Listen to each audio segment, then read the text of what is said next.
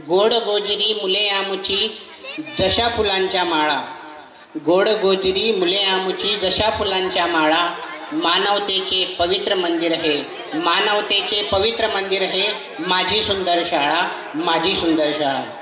या सर्वार्थाने आणि सर्वांगाने सुंदर अशा जिल्हा परिषद उच्च प्राथमिक शाळा विटनेर या प्रांगणात जमलेल्या सर्व सन्माननीय अधिकारी वर्ग, सर्व पदाधिकारी, सर्व पालक, सर्व ग्रामस्थ, माझे विद्यार्थी मित्र, सर्व कर्मचारी वर्ग यांचं या ठिकाणी मी सहर्ष स्वागत करतो आणि आजच्या आपल्या या कार्यक्रमाला सुरुवात करतो.